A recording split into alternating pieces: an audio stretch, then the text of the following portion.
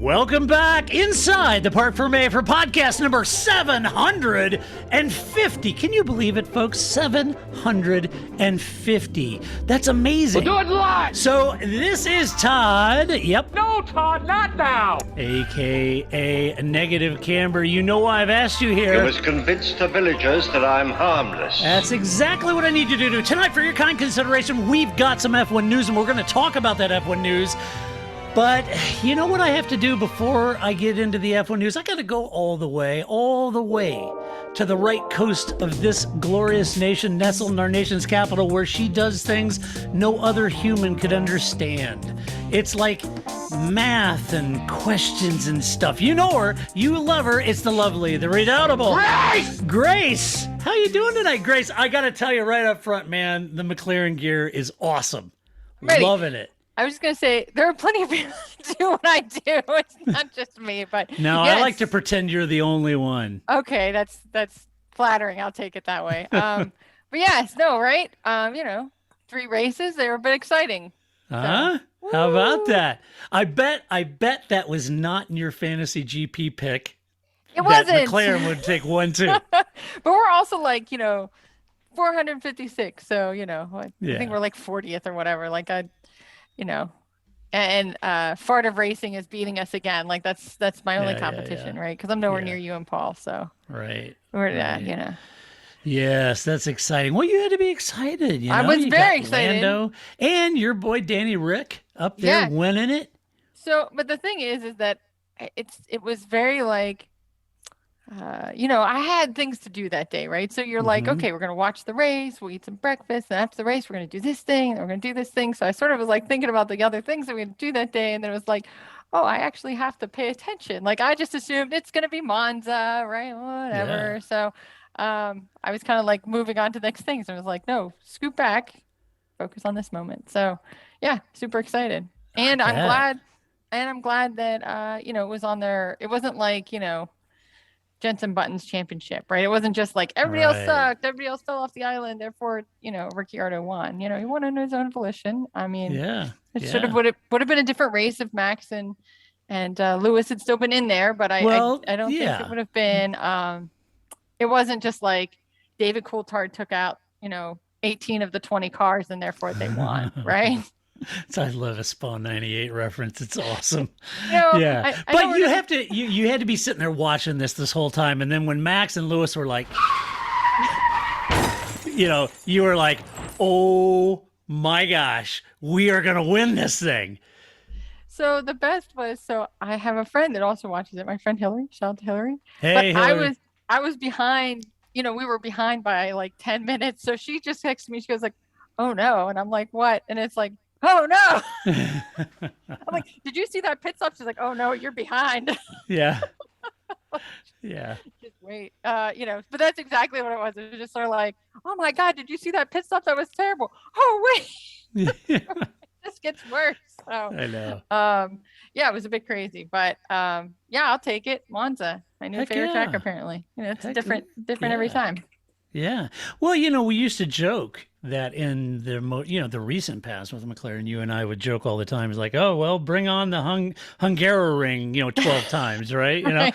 But here it is at the Cathedral of Speed, and McLaren's a 1-2. It was terrific. That's right. And they should do good in Russia, and so I'll take that too. I'm glad they're branching out. It's not just, Hungary anymore. That's right.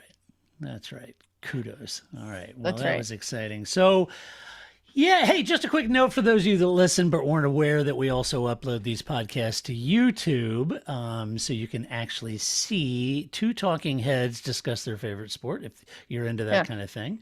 So there you have that, and you get to see cool things like this. You know what I'm going to do, Grace? I'm going to show you one of my favorite, and those of you out there that have some cool pictures that you take, share those with us. Like, what's one cool picture that you took somewhere at an F1 race that you really like? Here's one of mine. I'm going to share it. I'm gonna share it, Grace. Okay. Do you see that? I do. Hold on. I got to make my camera bigger or my screen bigger. I just right. see carpet right now. I assume that's not what I'm supposed to be looking at. Right. Well, I hope that's showing up on the Zoom. There we go. Zoom yes. call there. Yeah. I can see it now. This is one of my favorite because you know what this is? This is back in 2016. I was at Finale Mondiale at Ferrari. This is Stefano Lai. He is the man in charge of protecting the Ferrari name globally. He is the head of Ferrari's brand. And first of all, I love his hair because I have the same hairdo. Similar haircut, right? I love his red tennis shoes. His look, you have a very similar look in general. See? Yeah, he's got the beard going, right? And so anyway, yeah, I was sitting there and chatting with him. I had lunch with him in Italy, and then I get to see him again here.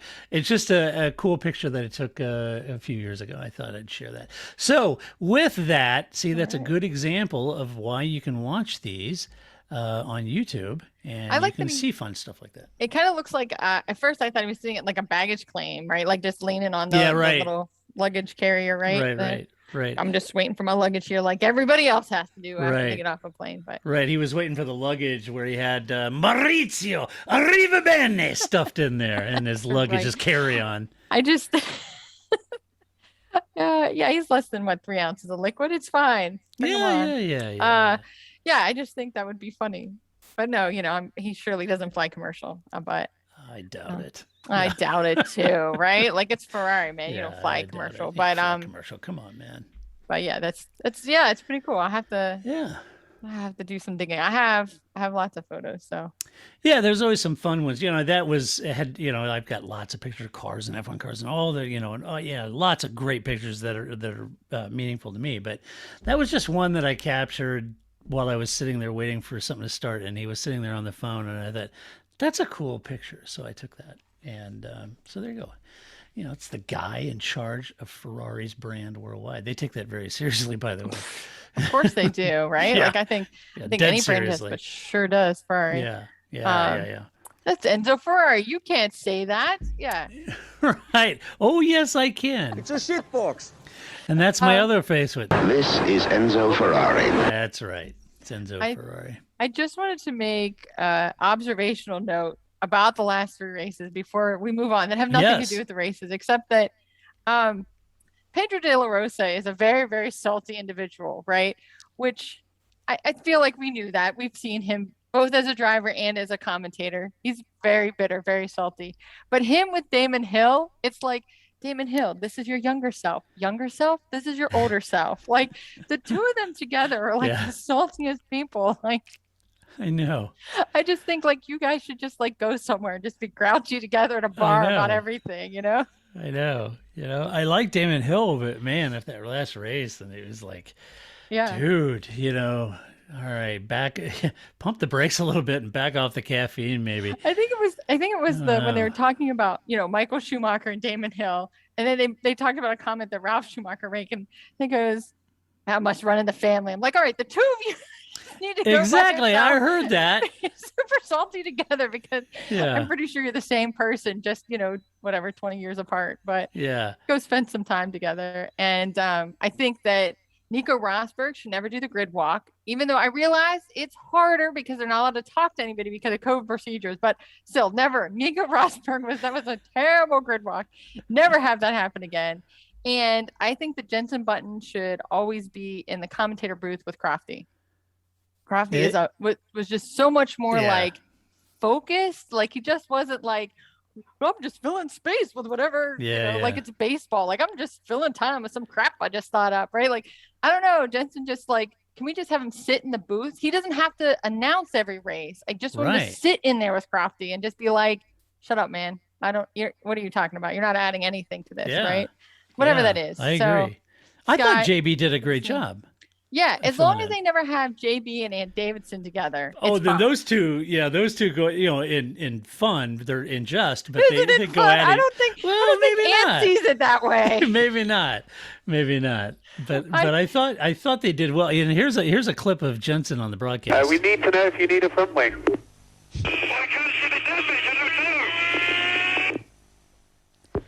Jensen, tell me if you need a front wing.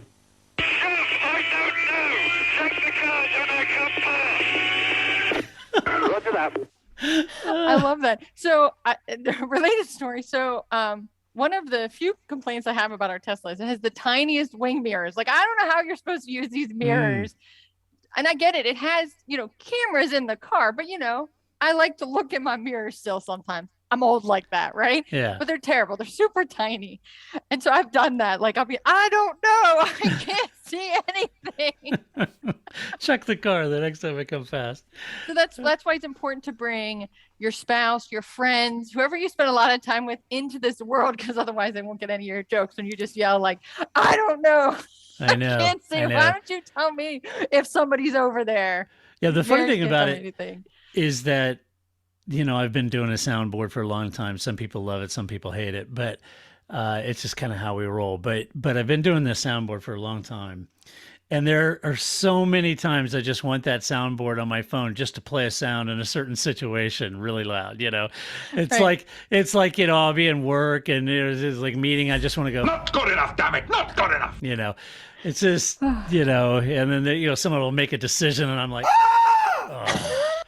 Yeah, it's just, because it's such an inside thing for longtime listeners that they know when I play a certain, sound, they know what it is and what it means. But anyway. It's much like having a gallery of Max Verstappen's like, I'm over this face. Like he has the best, like, oh, if you ask me this question one more time, I'm going to punch somebody's face. Yeah. He has such like a short, like he doesn't play like Lewis or like they try to, okay, this is a dumb question, but I'm gonna answer it like it's not a dumb question because that's how this goes. He's just like, what?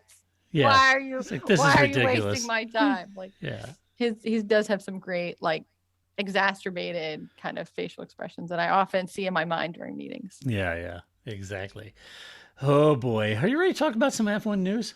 Sure, we have. I mean, at least this time we kept it relatively F1. Well, I know. We're just about to the point where everybody's like, get to the show. This is the show. This is the show. I haven't been on in 3 weeks. I got a lot to talk about. Yeah, exactly. Buckle up. Buckle up. Strap in, because here we go. Right. Well, first up, I think it is worth mentioning because this was like, the main story that kind of just gelled out there on everybody's website for about 4 days because there was not a lot of news. So this one was just percolating out there until it started to become as pedestrian as the actual event was. Aston Martin has signed its new drivers for 2022. The very first one is Lance Stroll. I want it now! What's the matter with those twats down there? Exactly. I am sure no one is stunned that Aston Martin re-signed Lance Stroll. But I am curious if you believe any of this actually came out of Lance's mouth. Are you ready for his quote? Okay, I'm ready. He goes on about, it's great to, team up with Seb, and Seb and I, this is great, and Seb and I started this adventure together, and it's going to be really great. And then the final para of his quote was, quote, now, with the prestige and support of Aston Martin and the brilliant new sponsor partners that such a prestigious brand has attracted, we are well positioned to improve our performance in 2022, end quote. There is no way in hell Prestigious Lance ever uttered those words. No. That just, no. And now I will contrast that as an example of how that didn't come from Lance's mouth. Now, I know the re-signing of Seb. I was looking at social media, and there's a few boo birds out there about Seb being re-signed. They're like, bring in new blood and all that kind of stuff. And I thought, well, that's kind of interesting because with such radical regulation changes, who better to have in the seat, right? Go ahead. Vettel is the only thing that holds this all together. What are you? I know. What you don't? I You know. can't get rid of that guy. He's like the Elmer's glue at this point, Lance has never driven an F1 car in anger from a different spec or engine type. Oh, But Seb that's true. has, right? That's So right. I think having Seb in the seat will come in handy for sure with all the new regulation changes. Now, I actually do think this came from Seb's mouth. So contrast, if you will, the quotes. Here's what Seb said, quote, I'm really looking forward to racing the new generation of Formula One cars. Their look is very different, and the new technical regulations should give us cars that can race much more closely than recently. More exciting racing would be great for the drivers as well as the fans. And the changes are so big that every team will be starting from a new beginning. So it'll be a great opportunity for us at Aston Martin. Uh, and I believe in the strength of our new growing team. So I'm already looking forward to 2022. That seems like a real quote. The reason why it doesn't sound like Lance Stroll's quote is really from Lance Stroll is because there's not enough like pauses and ums and Us, yeah, right. all the verbal pauses. Yeah, it's true. Yes. He speaks with a lot of those. Yeah. Now, the prestige and Yeah. Prestige. Somebody told him, like he must have read a presser because I'm sure that Yeah. Aston Martin's presser uses the prestige word a lot, right? Like I can see like Yeah. the whole like James Bond and the prestige of the Aston Martin, right? I can see that that's where he picked that word up. But yeah, do I think that he like natively uses that word? Probably not. Yeah. I bet this quote is the first time Lance has probably used the word prestige. Maybe. But again, Yeah. I think if you put in like some ums and some pauses and some like yeah. That's true. Yeah, it would could sound, be from It him. would sound more like him because he seems to, even though he's been doing that part of this job for quite some time, it still seems he's like I don't know. I haven't memorized enough like generic comebacks yet to really answer your question without 17 verbal pauses. But Well, I did see that Aston Martin is trying to get out ahead of the brand of Lance, and they had this social media post.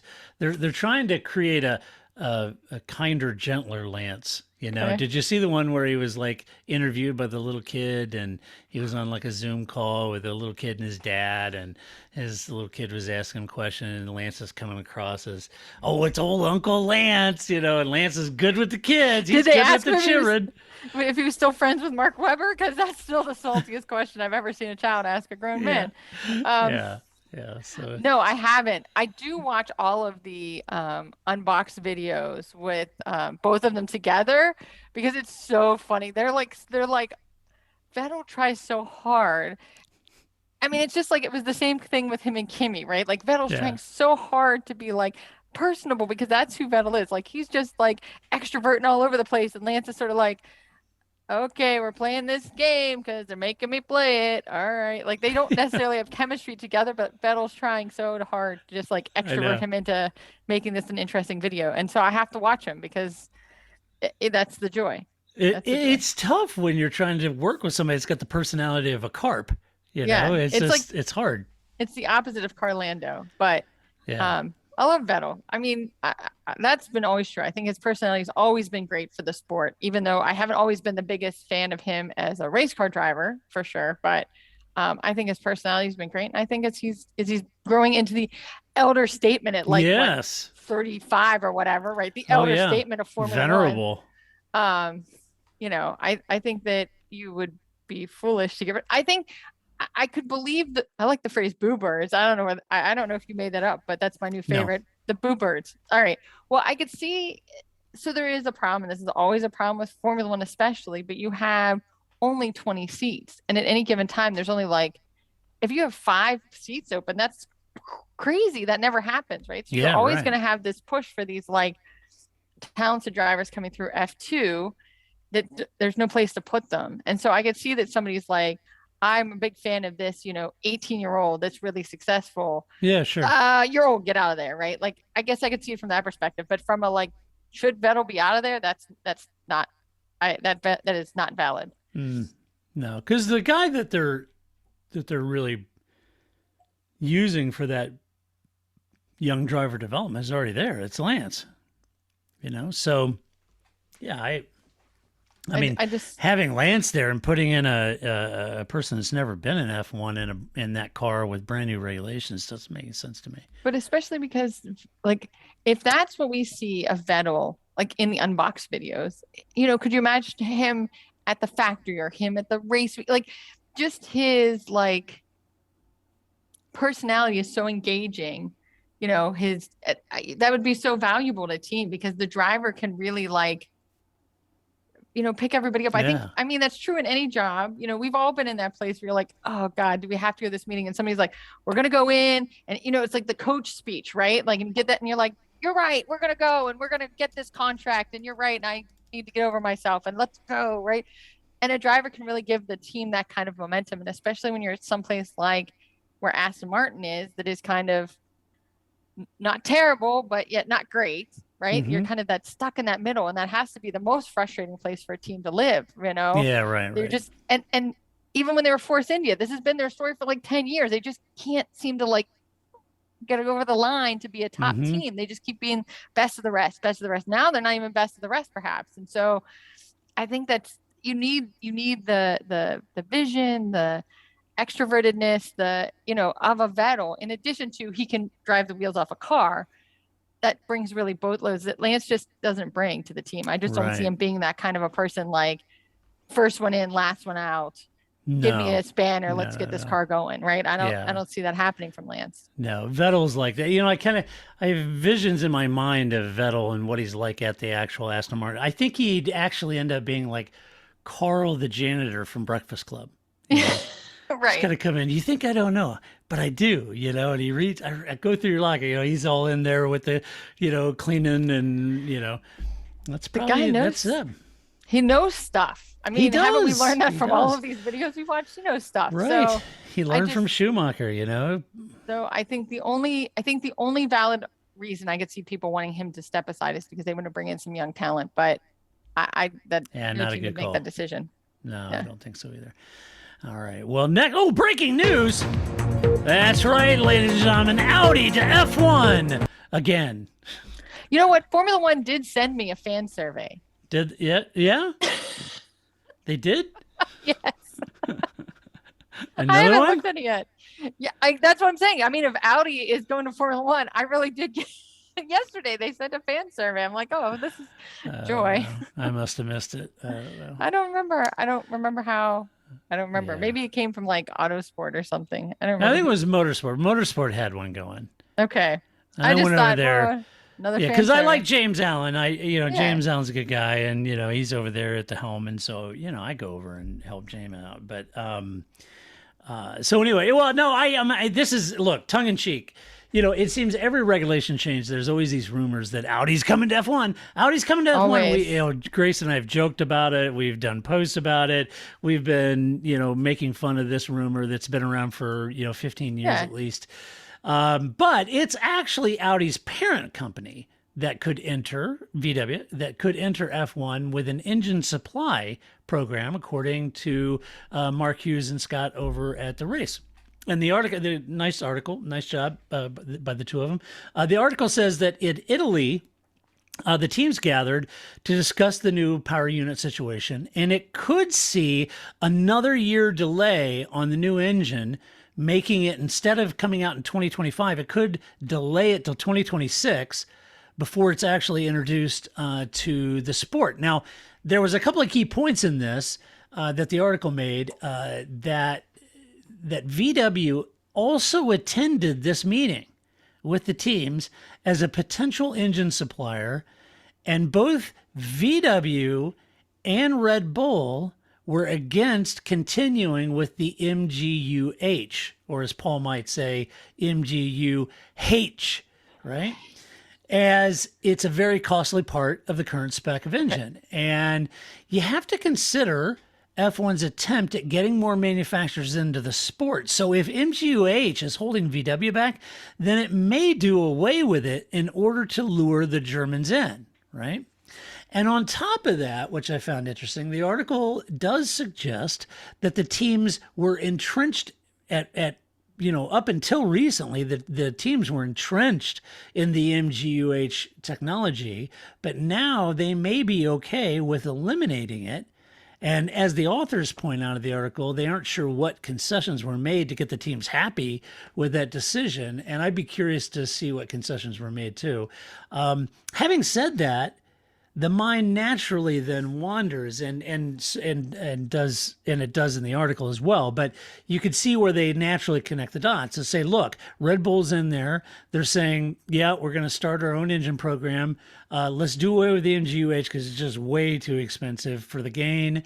And you got VW sitting at the same table saying the same thing. So the mind naturally wonders, well, hey, wait a minute. What about an alliance between Red Bull and VW? They're both of like mind on the MGUH, and Red Bull's got that new engine department, and VW's ability to enter and cast some of that engine design cost off on their partner a little bit in a joint effort to come in and dominate the sport. And I got to think that if that works financially, there may be an appeal in that for VW and Red Bull. And Red Bull might like to have an instant engine genius on their program, as well as all the manufacturing prowess that comes with the German engineering icon that is VW. So I'm thinking, the article said it wasn't, and I'm not putting words in their mouth. I'm not suggesting they said that was a done deal or anything. I'm just saying you could see where you connect those dots because both of them aren't up for the MGUH. Both of them, VW coming in as an possible engine manufacturer supply program. They need a team with cars, and just so happens Red Bull is a team with cars, and they just started a engine department. And gosh, wouldn't it be good for Red Bull if we could bring in some of that VW genius and we could manufacture them, develop here, and we could cover a lot of the costs, all that. It does seem like a logical sort of marriage of two like-minded individuals. I love the sentence that is, we're going to cast off some of our engine design costs with our partner in a joint effort. That doesn't sound like a joint effort. That sounds like, well, you were already cooking dinner every night, so I'm just going to keep letting you do that, right? Like, I don't, right. That's not a partnership, but all right, I'll let that go. Right. But anyway, I don't know. I mean, of course, and some of it is from our desire of wanting another team and another manufacturer and something interesting to happen on that front. So that's why that's always the name that comes up, because there's only so many groups out there that would ever get involved in something like this. Most of them are already in the sport or in something like sports cars or something, similar. So I think that, to get the Volkswagen Group into Formula One we've been talking about for years. So it's on Facebook. It's on F1's Facebook page. That's where I saw it. Oh. And it is with Motorsport. Sorry. It's Motorsport's fan survey. Yep. Yeah. I took it. Well, I haven't taken it yet, so I can't mock their questions. But anyway, that's where I saw it. I think I discussed that, and I even reference you whenever it comes to surveys because that is what you do. It is my job. And I always say that Grace always says that before you ask a question, know why you want to ask that question and what data that question is going to give you that applies to what thing you're trying to impact, right? All these years, I know. I've picked it up. I've learned that from you, so I totally get it. And a lot of those questions, sometimes when I read those surveys, I kind of feel like they're just kind of asking, this would be nice to knows. Right. Well, there's a lot of nice to knows, but if that isn't an actionable metric that you then need, don't ask it. Then don't ask it, right? Right. And the other lesson that you taught me over all these years was that don't do a survey, and whatever you do, do not do a survey and ask people to answer the survey and do nothing. Right. That's the worst, right? Because then people will never give you answers again, right? Yeah, right. We all feel that at work, right? Right. So if you're gonna do a survey, then you had better be prepared to do something, because the expectation is from fans who take the time to answer. The expectation is that this would all be aggregated into some actionable steps. Yes. If you're going to ask me, I don't know if this question's on there, but if you're like, sprint races, would you like to see more sprint races or whatever they're supposed to call them, right? Sprint races.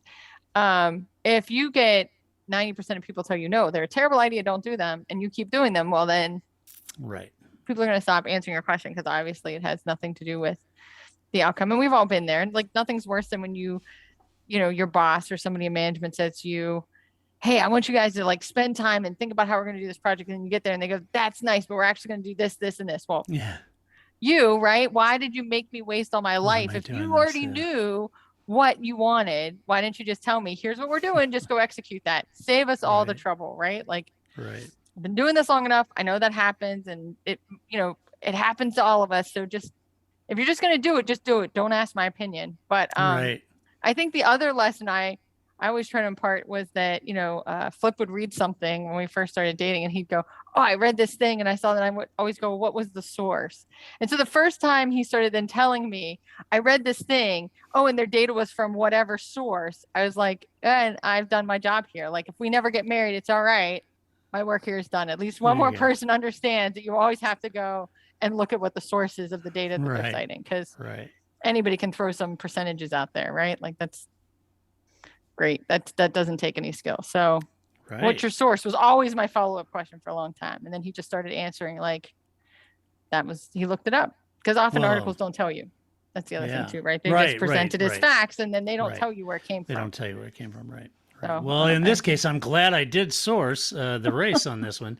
Yes. And Mark and Scott over there. And they do, and the race has some good stuff. And Yeah. check it out, right? Good peeps. Yeah. I'm a big fan of their MotoGP podcast. So they got Toby Moody. It's good stuff. Oh yeah, yeah, sure, yeah. No, and Ed Straw and those guys, Yeah, I like they're all pedaling away and doing a nice job of it. So. They made a 10-minute video out of Marzipan and Schumacher not liking each other. That alone, I was impressed, because really, when they asked Mick Schumacher, and his first response was, "Well, he's my teammate." I don't know that you needed. How did you make that into 10 minutes? I was very impressed. They did. Yeah, they did. That. Kudos. I would have just. I don't have that. I'm not a very good content creator, apparently. Right. I don't know how to stretch what is obvious to all of us. Right. Into a 10-minute video about why they don't like each other. Stretch.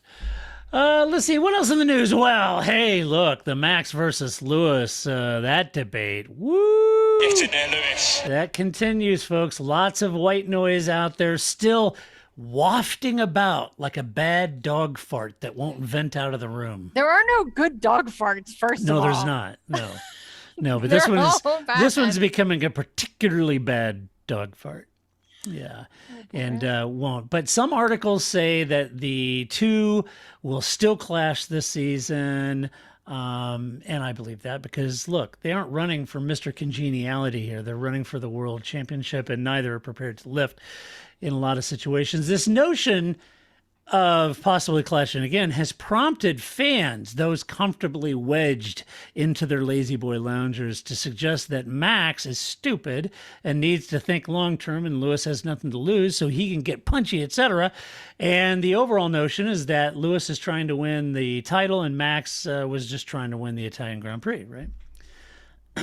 No, this is Max's best shot. This is Red Bull's literal best shot. Yeah. And winning a championship. Yeah. That premise doesn't even make sense. Like, yeah. Lewis, I mean, granted, we do have a big rule change, so who knows what, and I think this season we have seen some chinks in the armor of Merc over there. But like, to think that Max is just like short term in it is not what's happening there. No, he's trying to win a championship. Yeah, too. absolutely. Yeah. And we've talked about this in the past too, and I know Paul and I, it's different. It's hard to win titles when you're defending a points lead. And Jenson Button knows that all too well from 2009. Lewis Hamilton knows that, firsthand. So that's difficult, but that's not how Max really races. And I think we've seen enough of Max to know that that's not something that he dwells on. It's like, oh my gosh, protect my points, it's just not in his nature. No, will it be? Will he lift to fight another day and lift off the throttle? I don't. Maybe. Will Lewis? Maybe. I don't know. It's hard to know.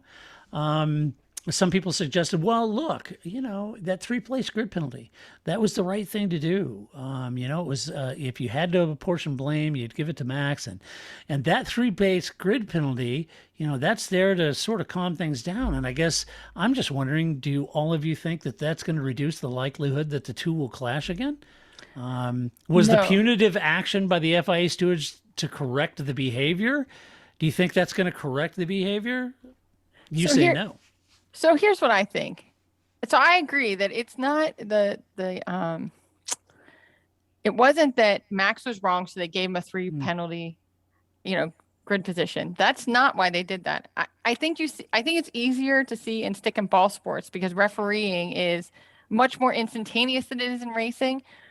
And I watch basketball, so I often use that as my analogy. But basketball, if you have players that get a little chippy and are a little too in each other, pushing each other, talking back to the refs, they'll get a technical. And if you just look at it in that moment, you're like, well, what did he do? He didn't do anything. No, right? Because the course of the game. And so the refs sometimes will be a little tougher in the beginning because they're trying to set the tone for the rest of the game. And the refs don't want to be the decider, right? I don't want to be the one that decides the outcome of this game, but you all need to bring it down a notch or this game's just going to be all technicals and nobody's going to enjoy that. So I think that this is that same kind of thing. So it's not so much that Max was wrong and therefore he got penalized. It is to like, all right, everybody, take a deep breath. I have to do something because I can't just let you all like live this life. But it's not going to stop them either, not any more than it stops basketball players. Of course, they're still chippy. They still get in each other's faces, but then it gives the refs the ability to go, I warned you. It's kind of like going off the track. Like, I warned you. Now you have to take the longest lap, right? Like, Right. I told you, if you keep this up, this is what's going to happen.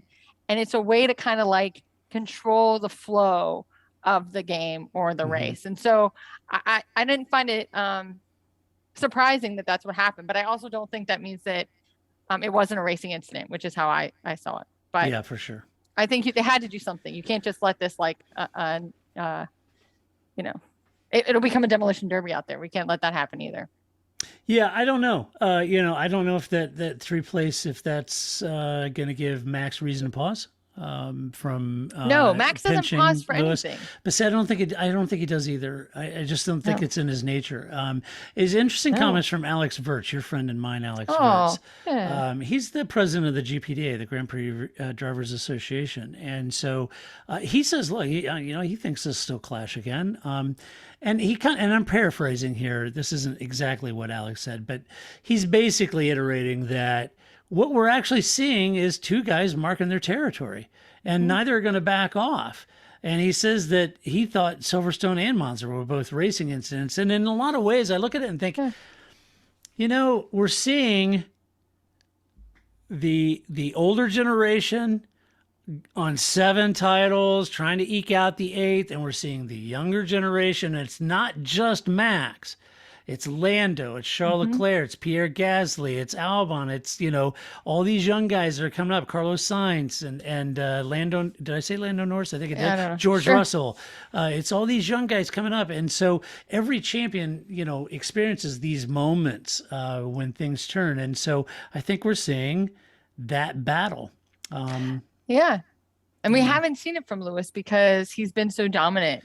Well, he's had the car for years. Yes, right. He's had the car. Yes, for sure. And so, and for years though, he was the young guy, toppling the giants, right? Yep. And that's why he has such a great following and people love him. And of course they do. And what he's achieved is amazing. And that's why, because he was always the young upstart coming in, taking on Fernando his first year, taking on Kimi Räikkönen, and then winning the titles. And, there's a lot to love about that. And what you're actually seeing is now Max coming in, or Lando, or it could be any one of them, depending on car. It could be any one of those guys. And you know what? Before you assume that everybody in the world's a Lewis Hamilton fan, not all are. You have a tremendous amount of very young fans out there that are Lando fans, that are Charles Leclerc fans or Pierre Gasly, and they're waiting for their guys to come up. To them, Lewis is the old guy, right? Hard to imagine because Lewis is a young man, I mean, Alonso is, young racing driver Fernando Alonso. So yeah. And it just, Max is still one of them because he just, he joined when he was young.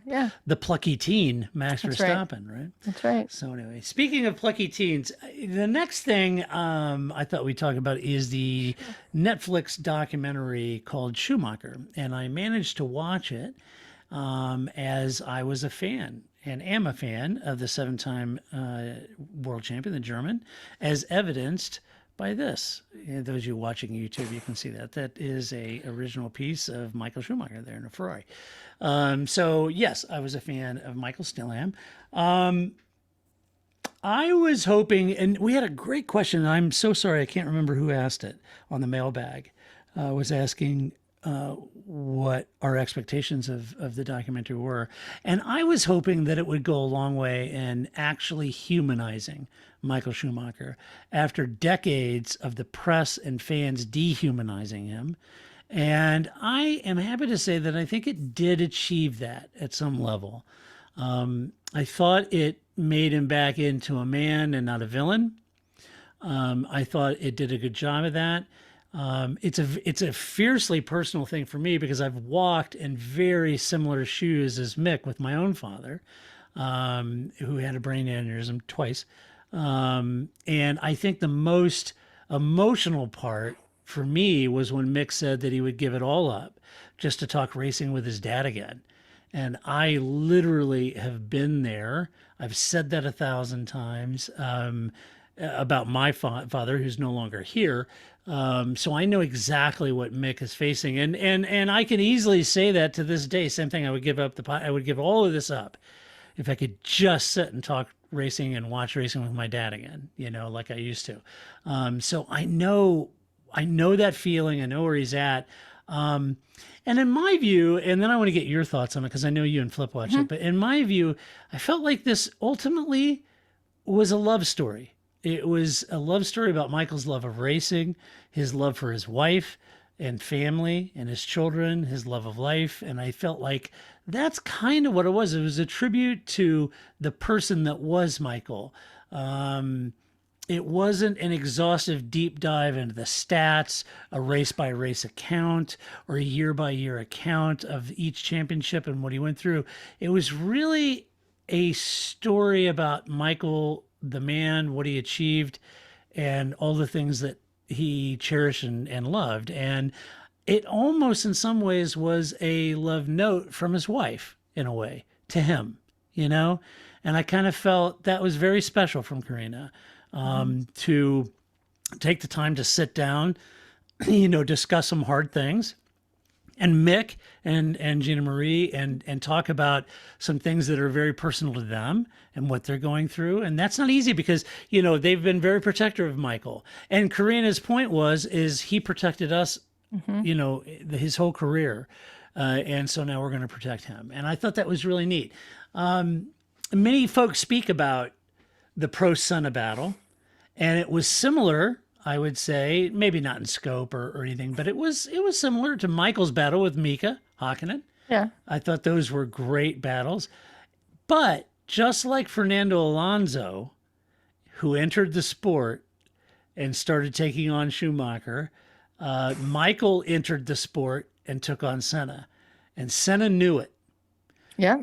Senna knew he was being beaten. He knew the young gun was coming. The young lion was on the safari plains, and he knew he was there. And he knew that he was driving in a whole different game, and he felt the pressure. And a lot of people that I've talked to felt like that's what led to the crash in 94, trying to stay ahead of Schumacher. Yeah. And I just alluded to it earlier, we're seeing that again with Max and Lewis. It happens to all champions. Eventually someone comes along to take your crown. And it happened with Schumacher. We're seeing it happen now.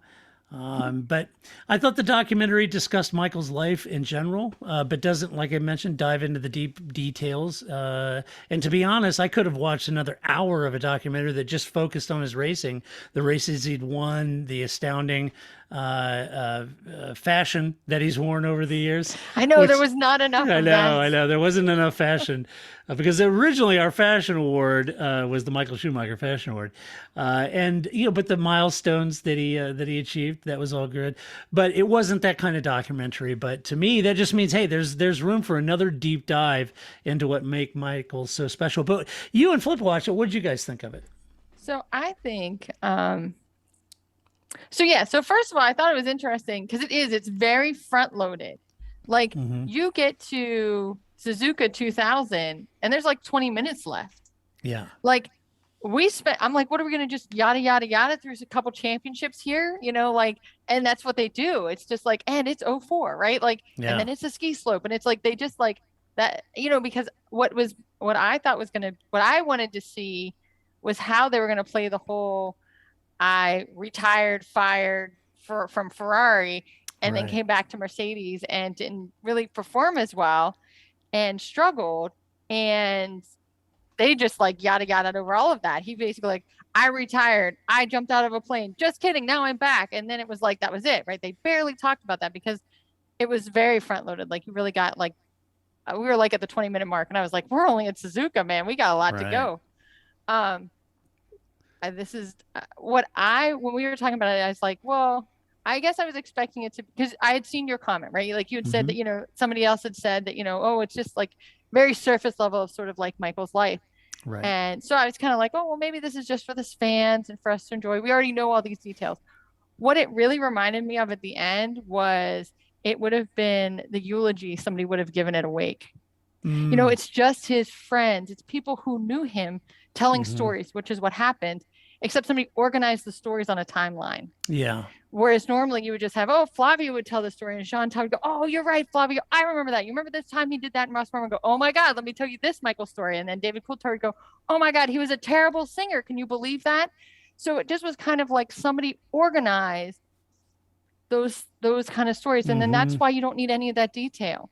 Because if you were at somebody's wake, you wouldn't need those details. We all know those storylines. Right. We all know that depth. So it's really about celebrating him as this multidimensional person. Because I kept saying that too, is that I think, and unfortunately my comparison is also to how Kobe Bryant was always portrayed, who's now also tragically, Michael's not dead yet, but so I think that people really thought, Kobe was a real jerk face. And then when he retired, we saw that he wasn't a jerk face. That was really his game face, right? And Michael was very much the same way. Like his game face was very different, and who he was on the track was very different than who he was in private. But we don't ever see that. And so it's hard to relate to that. So I think it was really trying to humanize him. But to me, it felt very kind of cathartic as a fan, and as somebody that has a relationship with somebody, but I don't have a relationship with them, right? Like not as a real person, but of course, 2000s, that's him and Mika's when I started watching, all these sort of, things. But I just really, I thought that then they didn't have to get into any of those details. We know what happened at Ferrari. We know what happened at Mercedes. We know what happened on the ski slope. You don't need to tell us those things. You can just kind of like highlight it. And what we really just want to do is tell these human stories about him. Because that's what people do. And it is the weirdest isn't the right word. I don't know. But, I've had family members that have had Alzheimer's, and, that's that same sort of like, they're here, but they're not here kind of like, and so it is kind of hard. How do you process that as a living person still dealing with this person who isn't that same person? Exactly. And so I think it's a way of trying to say that, yes, Michael's still alive, but he's not the same. And how do we process that? And because he's famous and he's a part of so many of our lives, they were able to bring this together. But once we watched, I was like, this isn't a documentary. It's more like a eulogy at a wake. And it was just like people telling these great stories that, and seeing footage that, some of that footage I've never seen, but, and seeing it all together. And it was just, and the behind the scenes and, and just the way it was, like something that Flip noted, like they talk about how they have the karaoke moment with him and David Coulthard and they're really friends. And then the Spa 98, like, well, that was done very purposely to show you that like, well, David wasn't a jerk. He wasn't brake checking him, even though that's the narrative that gets carried. And that was the narrative that got carried afterwards. And so they were trying to play that, like, you're angry in that moment. And then, you go back to singing terrible karaoke together because that's the only song he knows all the words to. Right. Right.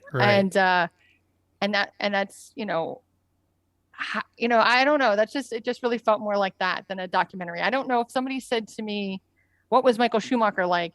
That's not what I would recommend to them to watch. I think that's somebody who knows Michael Schumacher, who's lived watching him race. That's something you watch. It's a very personal kind of watching rather than, a documentary. Yeah, it's a really good point, Grace, because it is, because I watched his whole career, and so I already know a lot of the intimate details around the race and what he achieved. So this was sort of that. I think it's a great point. And it is right. I think, when my dad had his first aneurysm, I was a teenager. I was like, close to mix age. And we would say that, he kind of really, then, he lived several years after that and he died, back, 2006-ish. And so anyway, you would, we'd say that he really passed away twice. You know what I mean? The first time, not the same guy at all. There was, speech and all the things that had to be regained. And Now, over time, some of that all sort of came back. I don't know that it is with Michael, and something was nagging on me when I got done with it. I wonder what his health is, Right. at this point, because you pointed out it's almost like a eulogy, and I'm curious, and it's none of my business, and nor should anyone know. That's something Right. for the family to know, and not. But I just wonder, So anyway, but it's a great point, and it does feel like people that knew Michael remembering Michael, in that Yeah. way. And And I think James Allen did a great job. He did a majority of the heavy lifting on the VO, yeah. but he did it in a way. And I sent him a message and told him this. He did it in a way that it was real prose. That's great. He had to get that. He could have just read a script, and Michael did, and it's not what he did. He really kind of channeled that nuance and elegance that kind of documentary needs. And so kudos to James. I thought he did a great job. I thought it was I was thinking the same thing. And I think, right, in some way, I think, well, it is what you're a writer for a living, right? You Yeah, should be right. good with, but I think it was a different kind of writing, right? Like it's like It was. technical writing versus like fiction, right? So I think Mm-hmm. it was very proseful. It was very, different than just, I went to the race and I'm just reporting these things Right. that happened in the race, right? So Right. I did think he did a great job of, right, carrying that narrative and being the like glue between events. But I think that we the whole Albon's cat came up because, right, I have no memory for that kind of stuff, right? Like, I don't know who won Monza in 1974. I don't even know if they were at Monza in 1974. That is not where my memory lies. But those are the those are the events I know, right? Like, Yeah, it was right. like, so it never could have been that way because those are the 5 big points, you have Senna dying, Damon Hill winning the championship, Jack Villeneuve, right? Mhm. Japan in 2000, him, going to spend more time with the grandkids after leaving Ferrari and then coming back to Mercedes. Like these are the things I would have storyboarded. So then there wasn't a lot of Right. depth, right? Right. Oh, I forgot Spy 98 was in there too, right? Like, so if they're the things, and then braking is like at Silverstone, right? Like if these are the Right. events that I know about, then it's not a documentary because I have a terrible memory for those kind of things. Right. But those are like the 6 events that I would have put on the storyboard Right. that would have had to have been in there. So, Right.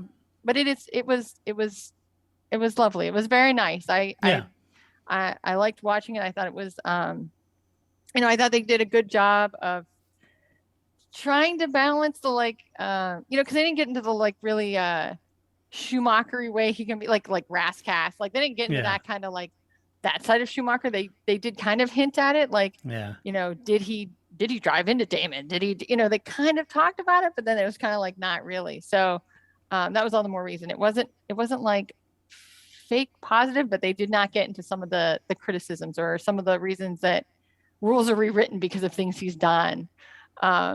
So that's why it just really felt like we're going to get these, the 5 closest people to him, and we're just going to tell stories and we're going to put it on a videotape, and then we can all watch it and enjoy that time. Yeah, it was great. Yeah. So if you haven't seen it, watch it. I recommend it for good. sure. And you get to see Spa 98, so yes, you do. you can see why that's always on the bingo card. Keep in mind, they didn't really explain this, but when he came up behind and hit David Coulthard, David was a lap down. It wasn't like that was for the lead. They did not mention that. No.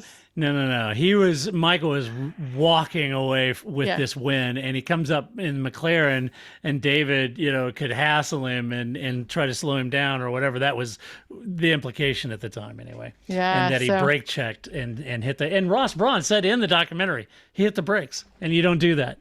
No, that's right. Yeah, and I like that David's defense was, well, you ran into me. Like, yeah, right. That was some things never change, but yeah. All right. It was good. All right. In other news, let's go down some of the headlines real quick. Let's see. Hey, Danny Rick is going to get to drive the 1984 Monte Carlo NASCAR of Dale Earnhardt Sr. So that's very cool. It is pretty and you may be wondering, well, how is that possible? Well, that's possible because his boss, Zach, owns the damn car. Yes. Who knew? I didn't know that. I thought that was pretty I didn't know that either. Zach Brown. And You crazy man. He owns NASCAR cars. It's crazy. can I also share a random Zach Brown story? Yeah. I don't know how, I don't know, Flip curates a lot of things off of YouTube for me, but he found apparently Zach Brown was on the Wheel of Fortune. When I he was saw like that. 8. Did you see this? Yeah, I've seen that. And it's hilarious because he has a very distinct speech pattern. Like He even as does. an American, it's not like, like Nikki Hayden was from the like, oh, he's from Kentucky. That's what people from Kentucky sound like, Nikki Hayden, right? I Yeah. don't know. It's not just that he's like from someplace. He has a very distinct kind of speech pattern to him. does. So He to see does. like 12-year-old Zach Brown still speaking like that, like I mean, of course he does, but it was just really funny that it was like, yes, that is definitely Zach Brown because that is exactly what he sounds like now, Yeah. and that is exactly what he sounded like at 12 or whatever. He was on It Wheel of is Fortune. funny because I always think about when they interview him, he's like, well, Lando's done a really good job. He's like, and so when I always think when British people must hear him over there, he's like, oh, that's what all Americans sound like. We really don't. That's actually very unique speech pattern that Zach has. It's not your atypical American accent. Although I did often joke about that with MotoGP because it was like all the Americans, because there for a while in MotoGP in the early 2000s were like 5 Americans, but they were all like from Texas or Kentucky or like they all had this like Southern accent to it. I'm like, well, all right. We don't all sound like Nikki Hayden, but it's a big country. But I just thought that was so great. So if you haven't seen it, go find it. And you too will be like, well, yeah, that's what he's always sounded like. That's what he sounds like. Yeah, exactly. Yeah, it's funny. I think everybody in the rest of the world thinks all Americans sound like Jerry Clower, Yeah, well, I don't know. No, we don't. Let's see. Next. You know what? You should put this on the side. I'd have to find it. It was from qualifying. It was whatever race Jensen Button was on. Because then Latifi was in 5th, and he sounds like an old British lady. He's like, "Whoa, Latifi's in 5th." We laughed so hard. We still laugh about that. Like, "Whoa, Latifi's in 5th." It was just like Jensen Button's voice went up like 7 octaves during qualifying. It's it was funny. great. Yeah. So anyway, that made us laugh too. JB. That's hey, right. by the way, Grace, Kimi Räikkönen, he's good. He had COVID. And he's perfectly fine, and he's ready to drive in Sochi, so that's all good. So when I heard this story, it wouldn't have surprised. So we saw the thing, where they had to name all their World Driver Championships backwards, right? And Kimi gets halfway, like into 5 or 6, and he goes, "When does this end?" And they're like, "When you get one wrong." And he's like, "I didn't know that. I would have gotten the first one wrong." The first one wrong, right? So if you apply that Kimi to this, I just expected he'd have COVID for the rest of the season. Yeah, right, right. I can't taste anything. I don't feel well. I can't come back. Can't smell anything. I can't come back. The only thing I need to get out of this is COVID. I'm good. I won't be in those last races. He'd be calling his doctor. Give me a doctor's excuse. Right. Yeah. Let Kubica do it. I've got COVID. So I was surprised more that he came back. I thought he would just be like, no, I'm still sick. I can't come back. I know. Yeah, exactly. Let's see, in other news. Oh, I was reading some article. Let's see, Toto was talking about getting George Russell in the team and kind of getting him all brought up to speed on the program, and so he can understand and respect the team dynamic and all that. And someone had a great meme. I don't know who did it. I just saw it in passing, and it was a great meme. It was a picture of George Russell, and then a sort of superimposed half George Russell, half Valtteri Bottas, and then the last picture is Valtteri Bottas, and it shows the evolution of George into Mercedes, and it was great, and it was a great job, whoever did that. Well played. And so then I was reading these articles, and it's like, he's gonna, they want to avoid any Nico Rosberg, Lewis Hamilton clash, and George, if you're listening, and I know you do, ignore it. Ignore every single word. You go in there and own that team, Tiger. This is your moment. You're not going to have other moments like this to drive for a top team. Going in there and playing wet nurse to Lewis Hamilton, that may be what the team may sort of hint, nod, nod, wink, wink, but you are not there to do that. You are there to win championships and go do it. So ignore it all, because I have news for you. That is exactly what Lewis Hamilton did. And that's why he's a champion. I think it was at Sandford was when Button was there, but so they had Button and Nico Rosberg were talking about being teammates with Lewis Hamilton, and they both talked about how it was important to them to be equals. Like that was something they said at the team, like, because Jensen Button was like, if I'm not an equal, then I'm out. Like this isn't worth my time. So I can't imagine that George Russell was just like, yeah, I'll be his Rubens Barrichello. I'm fine with that. That's not going to fly either. So, maybe the first year there'll be some of that, but I don't think that's going to there's no way that's going to stick. I just think that Toto Wolff he's terrible at this. Christian Horner is a master at this. Toto Wolff is terrible at this, right? Yeah. Well, somebody asked me what I thought about Bottas going to Alfa Romeo, and I think it's a great thing for Alfa Romeo, but it's more important for Valtteri Bottas, to be honest with you. Yeah. Because look, here's the deal. I like Rubens Barrichello a lot, but he is now a verb. You got Barrichello'd, right? Correct. Right. You don't want to be that person, right? No, you don't. And you got Bottas, And so I look at his Alpha as a way to redeem that and get out of that role as being just Lewis's wingman and being another Barrichello. And I guarantee you, George doesn't have any interest in being that guy. No, but let's just hope Bottas has a better chance than Than Braun GP worked out for Rubens Barrichello. Yeah, and exactly right, because he went over to Braun and it didn't pay out for him. And I think Valtteri's realistic. He knows they're not going to be fighting for wins, but I think he feels like it's a program that he can be helpful and instrumental in and move them forward and grow. And I hope that's right. I hope that's right. I do too. But he's got it. It's not. For me, it's redemption. I mean, Valtteri's got to go in there, put in some great performances in a midfield car and drag that team up. And then all of a sudden you're thinking, all right, so he was a wingman. But when he got over to Alpha, man, he really made an impact on that team, And so that's my thought anyway. Let's see. What else? Oh, hey, good news is Lewis is apparently, his neck wasn't too sore because he showed up just a few hours after the Italian Grand Prix in New York at the Met Gala, at the $30,000 per seat event at the Met Gala. Lewis bought an entire table, so he was kicking it, Grace. He was ready to party. He was promoting, I think, some designers that he was promoting, and he bought the table, and they all sat there, and everybody was sending me pictures of the outfit he was wearing, where he looked like he got the napkin snagged in his coat, and it was hanging down his left leg there. Someone said it looked like he had sewn on his grandmother's curtains onto his left leg. But I thought that was funny. So good news is he doesn't seem to be that hurt. That's good. Right. And this just in. Yeah. This is Paul's kind of music here, That's Paul's kind of music. So here we go. Right. The Miami International Autodrome. Did you get that? It's the Miami International Autodrome. It's like the International House of Pancakes. The Miami International, well, I'm going to fix it right up front. It's the Miami Gardens International Autodrome. It doesn't take, you've flown to airports. I'm sure that you're like, this airport has 6 gates and yet it's international. What is the standard to become an international airport? I'm sure it's, they have international people that live there. It's international. That's right. It's Cowtongue, Iowa's international airport. Exactly. So it's just like, I've definitely been to places like, wow, well, all right. It's international. Yeah. Well, it's the Miami International Autodrome. Right. That's the name of the new temporary circuit to be built in the parking lot of the Hard Rock Stadium in Miami Gardens.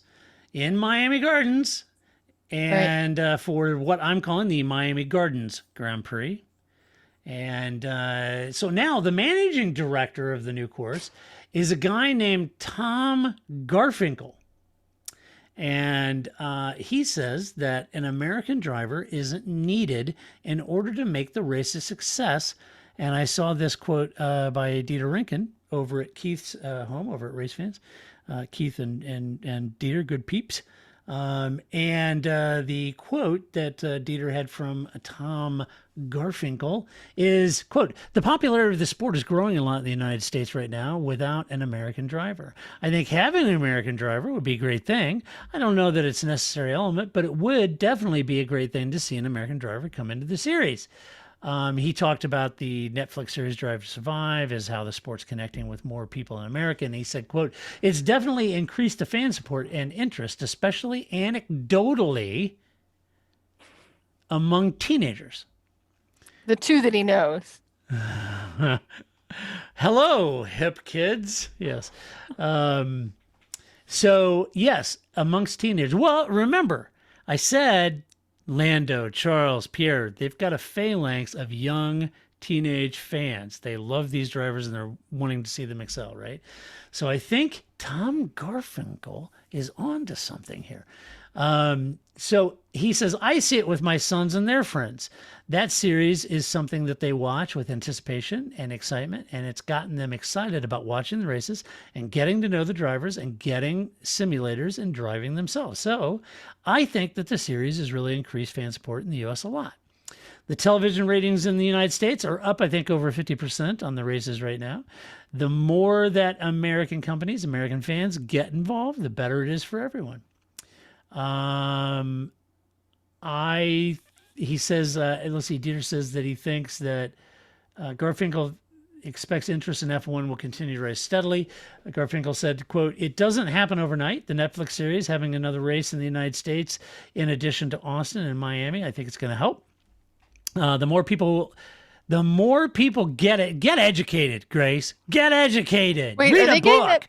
Are they getting that education from Drive to Survive? Because that is not a good place That's to be getting scary, that education, actually. right? Yeah, no, that's not a great F1 education. It's a great scene and it's great drama and it's great entertainment, but not necessarily a hardcore education. Not really but truth. anyway, yeah, right.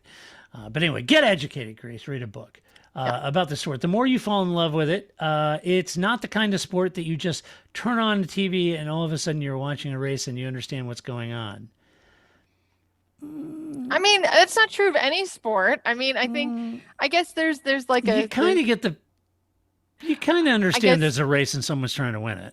Well, right, but in the same way that like that's an end zone and that's an end zone. Yeah, and yeah, these guys yeah. are trying to Yeah, get right. to that end zone. Right, Right. That's right, not really right. like understanding the sport. That is Yeah. like a one sentence description of football. It's so These true. guys are trying to get to that end. It's so true. You put on like a cricket match, I have no idea what's going on. I don't understand what the sticks are. Cricket I don't- is not a fair example. Nobody I- knows what's going on. I don't in understand. cricket. And they throw this thing, the ball, and you hit it, and then in America you run bases, but I don't know what the hell they're doing. What do they just run down and run back, or and then you throw it and it knocks a stick and like something that looks like Stonehenge and it falls off the. I don't know what's going on. Nobody knows. Nobody knows. And I apologize. Look, I'm a Yankee. I don't get it. Right. So there you go. But I do understand baseball and football. So anyway, yes, he's right. You just don't turn on F1 and instantly know. Right. But I don't know that. I mean, because again, you can turn on a basketball game or a football game or a baseball game, and you can understand that. Oh, they got to run around the bases. That's what baseball is. And if that guy catches the ball, he's out, right? Like, but that doesn't give you the like. Why does everybody hate the Yankees? Or what's the deal with the Mets? Or what? Like that doesn't give you any of the like. The Drive to Survive kind of stuff that is what makes the sport stick beyond just like I went to a baseball game and drank some beers with my friends, right? How do you create an actual fan out of it is that you have to learn all these kind of like this is why Belichick deflates the balls. This is what that kind of stuff. because your boos make him stronger. That's right, you boo birds. Yes, as long as he doesn't wear sleeves, right? Like the sleeves are a weakness, right? Right. He rips those right off. And that's how you know it's cold when Belichick starts wearing sleeves.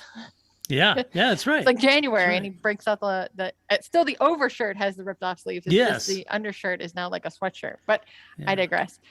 But you know what I mean? But that's like some part of it, and that's where you ask those kind of questions, which I think the Patriots are a good example. Like, why does everybody hate the Patriots? Right? Well, there's some depth there, right? Why does everybody hate the Patriots? But well, I think he's right. I makes think the sport. F1's doing a good job of growing. I think Netflix Drive to Survive is a great series. I've talked to a lot of people that are into the sport now that hadn't been, but they watched that series. So this takes me back, and I've said this 1,000 times. And how do I know that? Because we've done over 750 podcasts, A million folks. of these. And so I've said it many, many, many times in the past. I watched F1 when I was a little boy, and I fell in love instantly with the cars and the speed and the drama and Monaco and all that good stuff. Right. But I really didn't become a diehard F1 fan until I understood what was going on in the paddock. Right. And I understood the politics, the people, the personalities, the money that was behind it, the technology that was behind it, the power platers, the Bernie Ecclestons, the Max Mosleys, once you start to get steep, and that is exactly what Drive to Survive brings you. It takes you behind into the paddock where we never get to see. It's like the Holy of Holies, right? And we don't ever get to see that, but now we do. And we get to see Gunther F-bombing everybody. And that's great because it gets you emotionally invested in the series. And once you're emotionally invested in the series, then you're hooked. Yeah, I just wish Drive to Survive was like I'm all for a little poetic license. There's a lot of poetic license. It's a little. There is. But having said that, you get emotionally attached to the sport that way. Sure. And then it starts to make sense. It's why 30 for 30s are such interesting. It's been such for ESPN, right? So I of course, I have a friend that's gone to see, Rush, and we went to see, Ford versus Ferrari together. And she's like, I love watching sports movies, but I hate watching sports. Right. Because sports movies only give you the things that matter. You don't have to sit through like 17 crappy football games. You just watch the Super Bowl, right? Like, because the movie just caters you to what you need to know why this was successful. You don't have to watch all the, the boring stuff in between. So I get that. I get the idea of that. I just think, and especially because Drive to Survive is really in the interpersonalness of people. So I don't know. I guess I just always think of George Russell, like, do you watch this? What do you think about it? And he's just like, these are real people to me. Right. At some point, this is his life. These are real people to him. He doesn't, it's not necessarily an accurate reflection, but it is great drama. It is great fun to watch. I still watch it. As I'm sitting here telling you these criticism, I watch it. We make jokes about it. And I'm like, is that the same Baku that you watched? I don't remember it being that interesting, but it apparently was. We just weren't watching the right thing, or, because the team's not with the Netflix crew, isn't with the right team. It's like some other random story. Like, isn't that the race where like Gasly won at Monza, but we didn't talk about that, right? Yeah, like, right. That kind of stuff happens because they're not. Because we were following Haas at the time, yeah. Right, and you're just like, wasn't there something at this race that they should have mentioned, right? And they just don't talk about it, right? So it's kind of weird, but if you don't know, it makes some of it a little more exciting than it actually is, and sometimes that can backfire. But if I had to watch the Drive to Survive version of baseball, I'd be all in. I have no desire to watch like baseball for real. Well, they used to have that on Sunday morning. This week in baseball. Right. So that's why I think that, yes, it's my sport. I'm an anorak. I get up, I watch these races. I remember when like if it wasn't on Speed Vision, I didn't know about it, or I had to get like Autosport and wait 7 weeks for it to get here from England because it's the only way I could get any information. I remember that. But I have never felt that way about baseball. So if there was a Drive to Survive about baseball, I'd watch it. If somebody said to me, oh my God, that's not what happened in game 75 of 600 of that season, I'd be like, I don't care, it's fine. Yeah.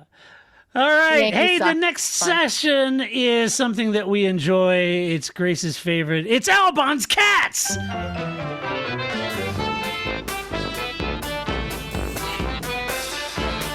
Yes. A little Oompa band just for you, Grace. I thought you would love that. I do. I did love it. All I enjoyed it.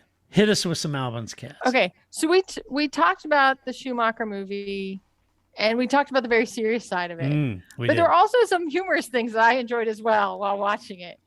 I love that they changed the titles as they went through. Like, Ross Brown went from being like mechanic at Benetton to friend. The head mechanic at Ferrari. Like, as the story progressed, Ross Brown. But when he was just like friend, that was hilarious. Yeah, like, friend. It's hi, friend. It's kind of like there was a gap in his work history or something. Like, he was just friend now. So, and they did the same thing with Jean. It cracked me up that they just kept changing the subtitle. And then Damon Hill's was really funny too, because the first time they show it, they tell you the year he wins the championship, which is of course a spoiler for later.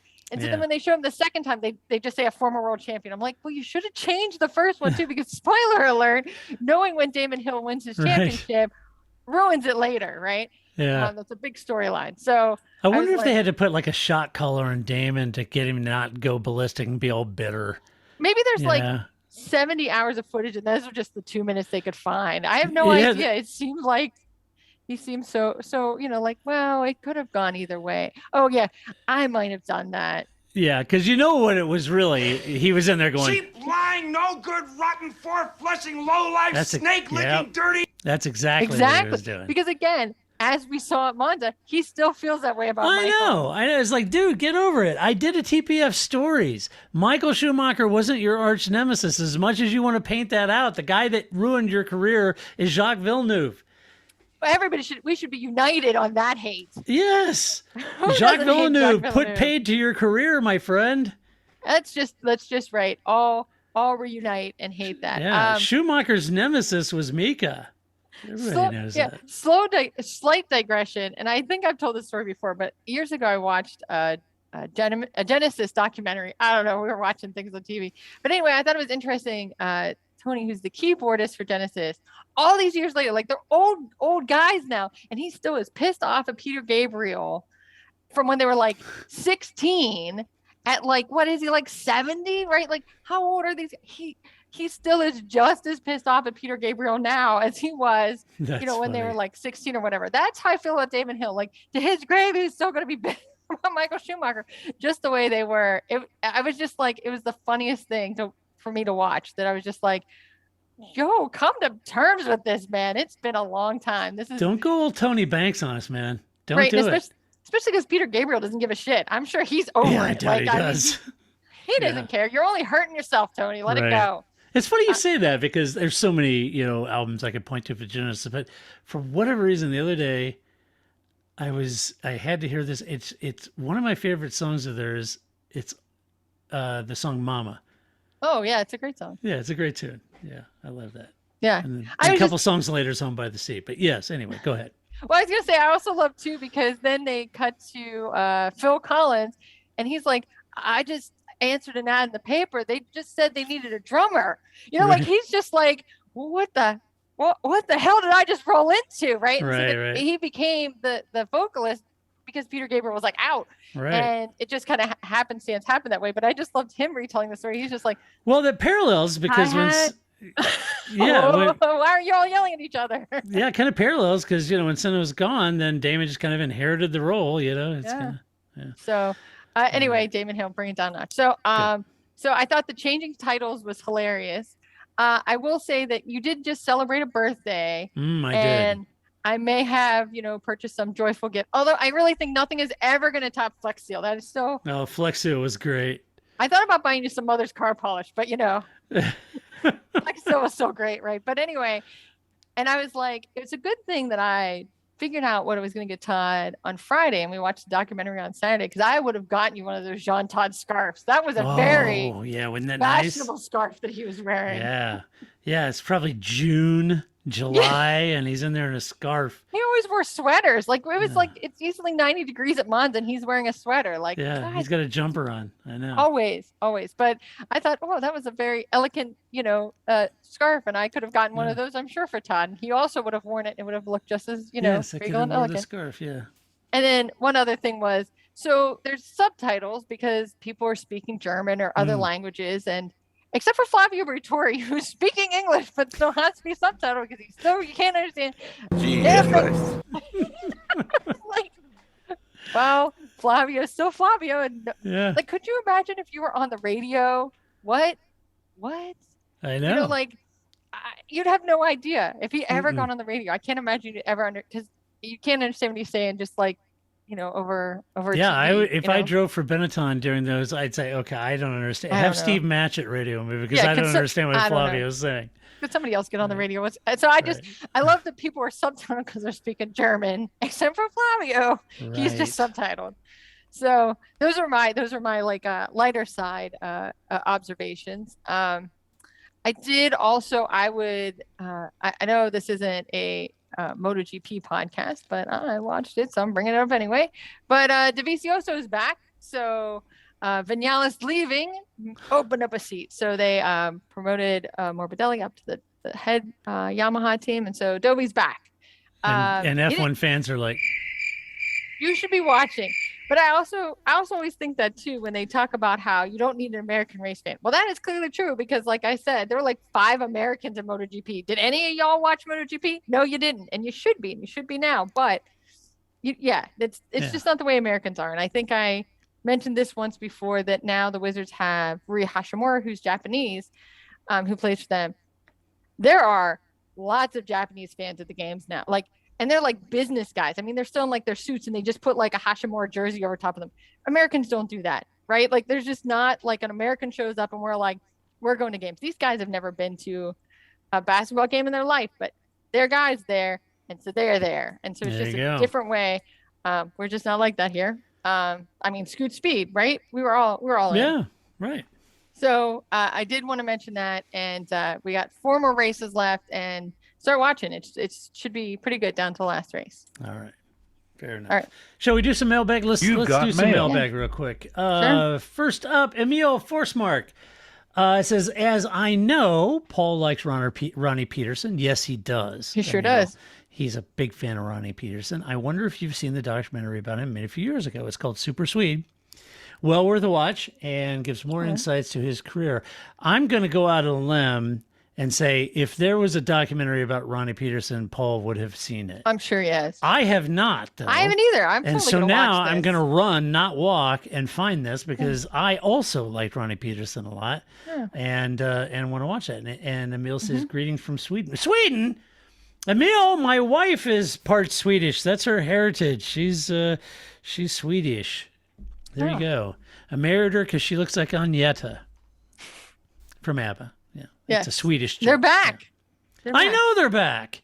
Yeah, it's awesome. Benny and We're all Bjorn. in. Yeah, those guys are awesome. So That's anyway, thanks for Sweden. Thanks to all of Emil and all of the listeners in Sweden. Love Sweden. I can't not love Sweden. My wife is half Swedish therefore my daughters are a portion as well. And so there you go. Emil, though, I had to draw the line. Swedish meatballs, I'm on it. But I had to draw the line at Lutefisk. Yeah, there is some. Not doing it. And I have a Scottish background and my relatives draw the line at haggis. They won't. I was going to say, I've had haggis. Haggis is terrible. I don't know why anybody ever. Yeah. Well, so is Lutefisk. Like there's just some place. And again, I eat scrapple. It's not like I know. I'm terrible it's things. Not, so it's not like I'm picky. No, right. I'm just saying, like I eat haggis Cheetos. Cheetos are delicious. They are not good for you. They're completely artificial, but they are delicious. Yeah, terrible. Yeah, it's like eating cheese air. All right, let's see. Next up, Mr. Jury, our friend Mr. Jury says, which do you prefer regarding the post-race interviews? Right after they exit the cars or on the podium as it used to be? Personally, I preferred the on the podium as it gave the drivers a chance to settle from the race and give us such awesome moments as Sir Patrick Stewart drinking from Ricciardo's shoe. Not good enough, damn it! Not good enough. I maintain Patrick Stewart was drunk. So I was at that race, and the whole time, because I was in Canada when we went, and I was just like the whole time, I'm like, does somebody have Patrick Stewart's number? Somebody should check in on him on Monday. Like, did somebody call him an Uber? Yeah, right. Like somebody check on that guy. He was very excited about it, and he didn't have they show the pictures of like Lando doing the shoey, and he's like, yeah. Like you can immediately see the regret on Lando's face that he did this. Patrick Stewart showed none of that regret. He was just like, yeah, give me your other shoe, right? Like he was all in on that. I'm like, that guy's gonna die, and it's gonna be Ricciardo's shoe fault, right? Yeah, right. Because I did love, I love that he walked around the whole time. Because when I watched Ted Notebook, he's still walking around with no shoes on. I know. Get that guy a second pair of shoes. Ted was like, get him some shoes.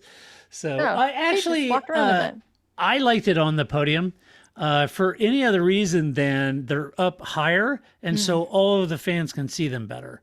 And it gives them, like you said, a little time to cool down, collect their thoughts. They get up on the podium, everybody can see them, and they can see whatever they do. And so I tend to like that. Just hopping out of the car and kind of in the whole throng of Parc Fermé is a little more difficult. So I tend to like them up on a podium and being interviewed so everyone can see them. What I think is most important is don't let it be Felipe Massa that interviews them.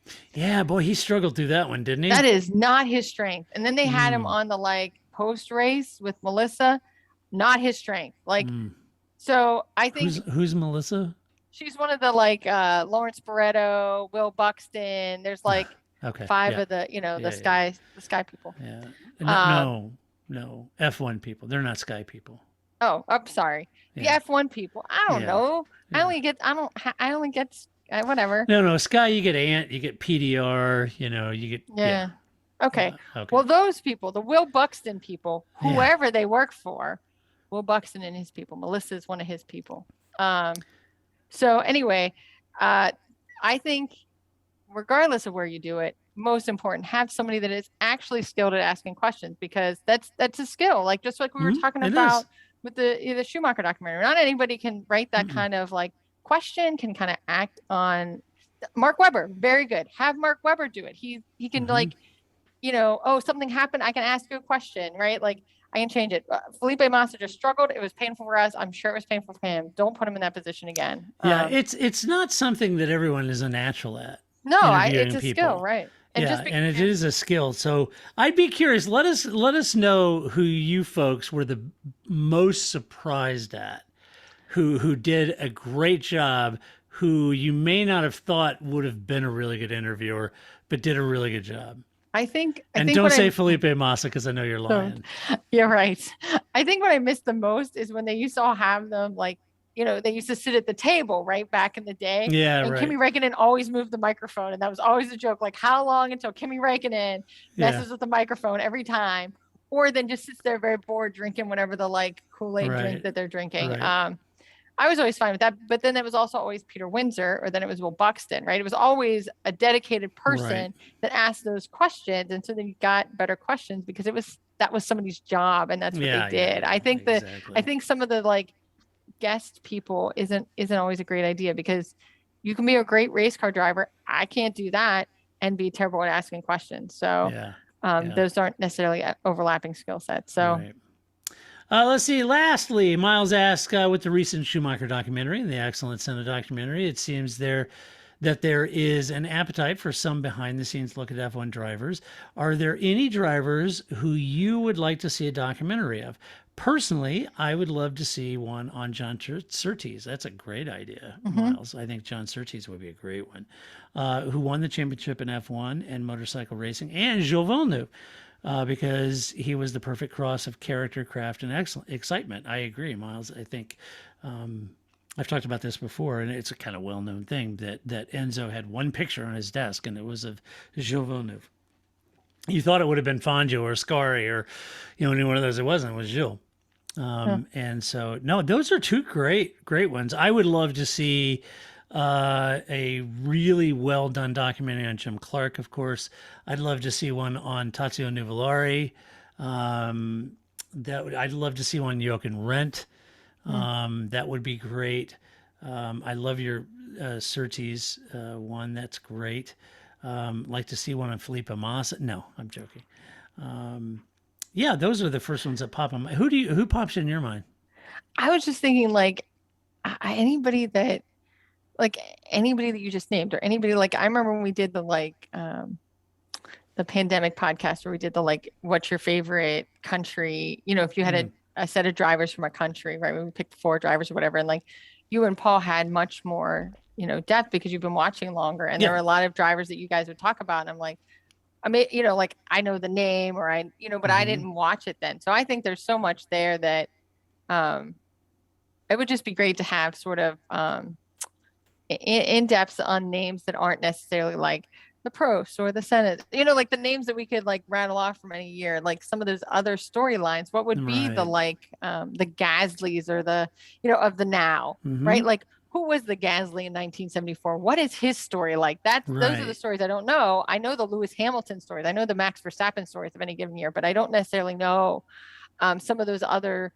drivers that, never got the chance or could have done well, or, just weren't in the right place at the right time. I think that there's a lot of space for that. And that would be interesting because I don't know. I didn't watch then. So yeah, another one that and this is for selfish reason, because I really liked him because he's from Kansas City, and so am I originally because we're both from Missouri. He's from Missouri, where they're all known to be killers of innocent men, women, and children. That's It's true. true.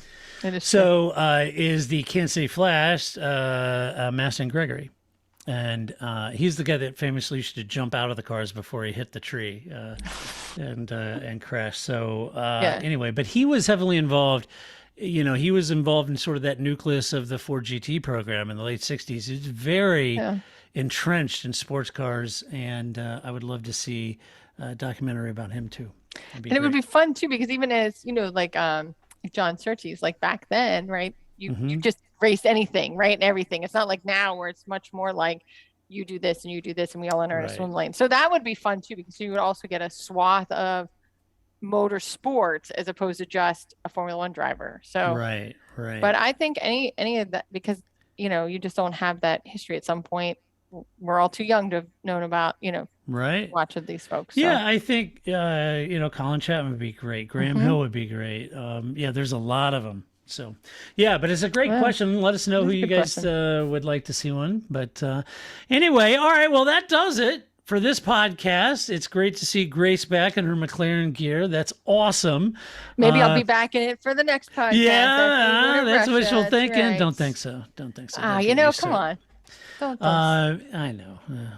I have a week. Just let it go. Just let me live this week, and then we can. All right.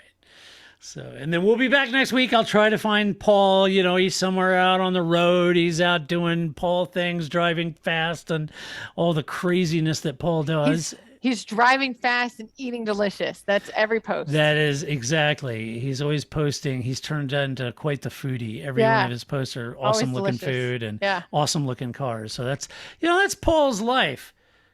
Cars, fast cars, great food, beverages, you know, just Paul's life, man. That's right. Airports, delayed flights. Yeah. We don't talk about that. We don't talk about that in the Paul Charsley documentary. We just talk about the fast cars and the delicious food. We don't talk about those other things. Right. Anyway, all right. Well, next week we'll be back to review the Sochi Grand Prix, the Russian Grand Prix. But until that time, be sure to go to the website, theparcfermé.com. Share your opinion. If you like the podcast, go over to iTunes and give us some love. Give us a good rating over there. Thank you so much to our Patreon supporters. We could not and literally would not be able to do this podcast if it wasn't for our Patreon supporters. Not just everybody listening, specifically our Patreon supporters. So thank you. And if you've ever been inclined to support this podcast, you can do so by going to theparcfermé.com. On the right-hand side, it says support us. Click on that. It'll take you to a couple different ways you can support us. And we would definitely appreciate that. Because again, we would not do this podcast and could not do it without you. So anyway, until I come back next week to review what should be the Russian Grand Prix, this is Todd, a.k.a. Negative Camber, saying so long. Grace? See you in 2 weeks. That's it, man. Game over, man. It's game over.